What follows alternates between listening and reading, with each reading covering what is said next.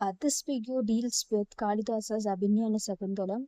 This work was written by Kalidasa, the famous Indian classical writer.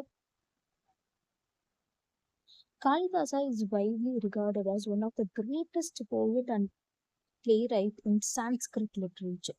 Sanskrit literature, one of the greatest poet and playwright, dramatist யாரு அப்படின்னா Kalidasa. He is often compared to Shakespeare for his mastery of poetic expression and depth emotion and refined use of imagery. So Indian Shakespeare அப்படின்னு யாரை சொல்லுவாங்க அப்படின்னா காளிதாசா தான். இதுக்கான reason என்ன அப்படின்னா அவரோட மாஸ்டரி ஆஃப் பொயட்டிக் எக்ஸ்பிரஷன். அவரோட பொயட்டிக் எக்ஸ்பிரஷன்ஸ் எல்லாமே எப்படி இருக்கும் அப்படின்னா ரொம்ப எக்ஸென்ட்ரிக்கா இருக்கும். ஸோ இவரோட பொயட்ரிக் எக்ஸ்பிரஷனுக்கு வந்து ஈக்குவலே யாரும் கிடையாது அப்படின்ற அளவுக்கு. Then depth emotional insight. For example நீங்க வந்து ரொம்ப ஒரு சோகமான ஒரு நிலையில இருக்கீங்க, அப்படி இருக்கும்போது உங்க எமோஷன்ஸ் வந்து எப்படி ரியலா இருக்குமோ அந்த மாதிரி இவரோட ரைட்டிங்ஸ் எல்லாமே வந்து டெப்த் எமோஷனல்ஸை வந்து எக்ஸ்பிரஸ் பண்ற மாதிரி. தென் ரிஃபைன்ட் யூஸ் ஆஃப் இமேஜரி அப்படின்னா ஃபார் எக்ஸாம்பிள் வந்து ரொம்ப வந்து ஒரு எக்ஸ்ட்ரீமான வந்து ஒரு சோகத்துல இருக்கு, அது எது கூட கம்பேர் பண்ணலாம் அப்படின்னா ஒரு மரத்துல இருக்கிற இலைகள் எல்லாமே விழுந்துருச்சு. ஸோ அது வந்து இலைகள் எல்லாமே விழுந்துருச்சுன்னா அந்த மரம் சோகமா இருக்கு அப்படின்னு இருக்கு.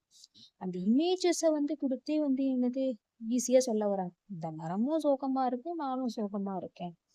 So the exact detail of his life remain uncertain. So mostly அவரோட பர்டிகுலர் பர்சனல் லைஃப்பை பத்தி டீடைல்ஸ் எதுவுமே அவ்வளோ கிளியரா கிடையாது. Scholars generally believe he lived during the Gupta period. Mostly Guptas பீரியடை வந்து என்ன சொல்லுவாங்க அப்படின்னா golden எரா.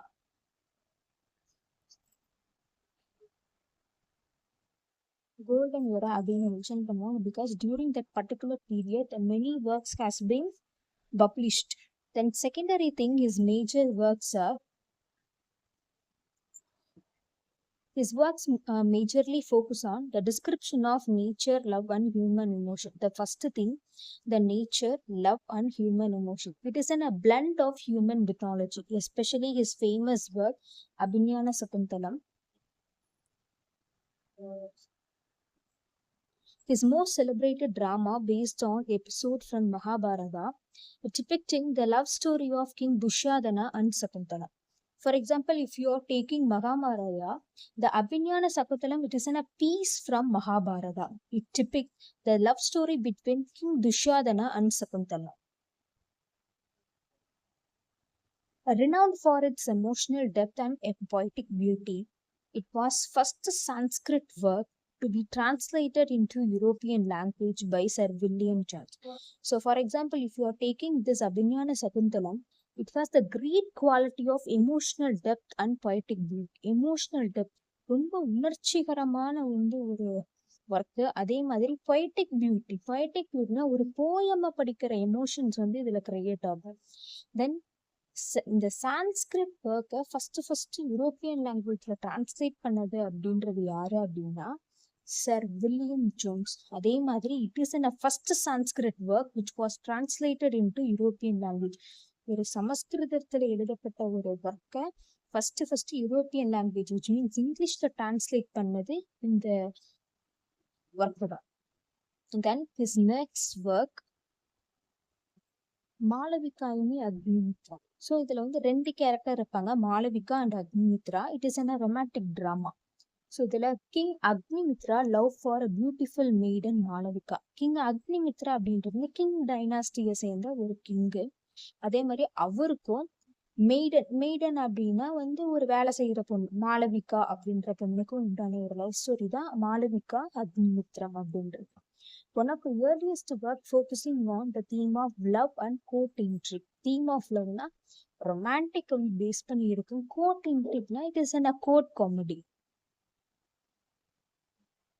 Then Vikrama Urvasiyam, mostly based on the divine love story between king and the celestial nymph. Vikrama Urvasiyam, it was the Vikramaditya and the love between the nymph called Urvasi.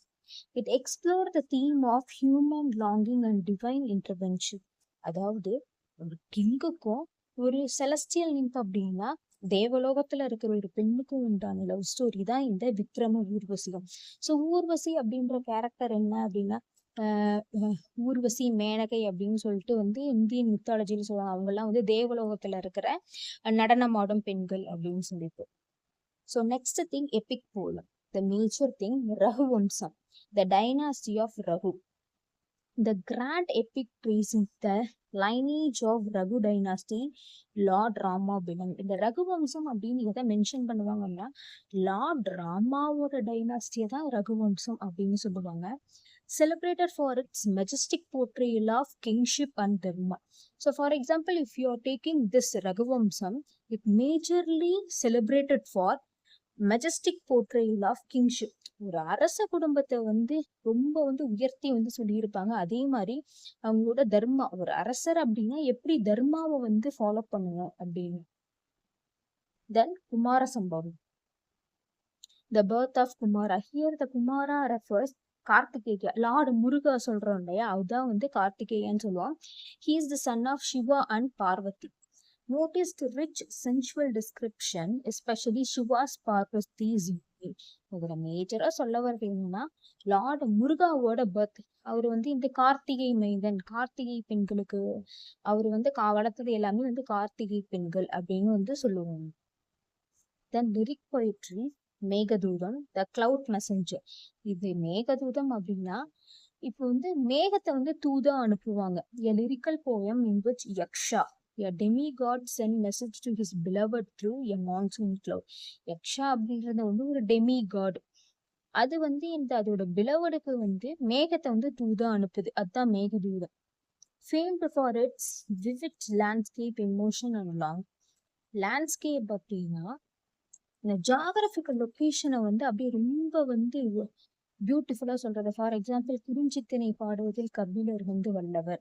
இந்த குறிஞ்சித்திணைனா மலையும் மலைசாரம் இடத்தை தான் குறிஞ்சித்திணை அப்படின்னு சொல்லுவாங்க. அந்த ஒரு particular லேண்ட்ஸ்கேப்பை பத்தி பாடுறதுல வேற கபிலர் வந்து ரொம்ப எக்ஸ்ட்ரீம் டேலண்டட் பர்சன். அந்த மாதிரி இவர் வந்து லேண்ட்ஸ்கேப், அந்த ஜியாகிரபிக்கல் லொகேஷன்ஸோட டிஸ்கிரிப்ஷன்லாம் சூப்பரா சொல்லியிருப்பாரு. தென் எமோஷன், லாங்கிங்னஸ் அப்படின்னா ரொம்ப வந்து இந்த வருந்துறது ஒருத்துக்காக, ஒரு பிலவர்ட் வந்து இல்ல, அவங்களுக்காக வந்து எப்படி வந்து அவங்க லோன்லியா ஃபீல் பண்றாங்க. He is longing for his beloved.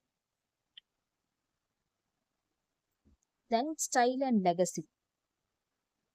The first thing, rich imaginary. நிறைய இமேஜஸ் வந்து அவர் யூஸ் பண்ணியிருப்பாரு. ஃபார் எக்ஸாம்பிள் நேச்சரு, சீசன், அதே மாதிரி எமோஷன்ஸ். இது எல்லாமே அவரோட போயம்ஸ்ல it highly poetic and simple. ரொம்ப பொயட்டிக்காவும் சிம்பிளிக்னா உருவகங்களை வந்து நிறைய யூஸ் பண்ணியிருப்பாரு. உருவகங்கள், ஓமை எல்லாத்தையும். Then elegance and grace. He balance beauty with a deep philosophical undertone. வெறும் வந்து பியூட்டியும் எமோஷன்ஸையும் மட்டும் மட்டும் இவர் இது இருக்க மாட்டாரு. பிலோசாபிக்கல் அண்டர்டோன், இதுதான் கரெக்ட், இதுதான் பண்ணணும், this is the right one. Influence of Hindu philosophy. Many of his work draw from Ramayana, Mahabharata and Puranas. அது philosophical things அப்படின்னா என்னன்னா, வெறும் போயமோ அல்ல வந்து ஒரு இமேஜினரியோ மட்டும் ஒரு பீப்புளுக்கு வந்து ஒரு குட் திங்கை வந்து ப்ரொவைட் பண்ணுது. அதில் philosophical திங்கும் இருக்கணும். ஸோ இவரோட போயம்ஸ்ல வந்து மகாபாரதம், தென் ராமாயணம் அண்ட் புராணாஸோட அந்த மேஜர் எசன்ஸ் வந்து இருக்கும் அப்படின்னு சொல்றாங்க.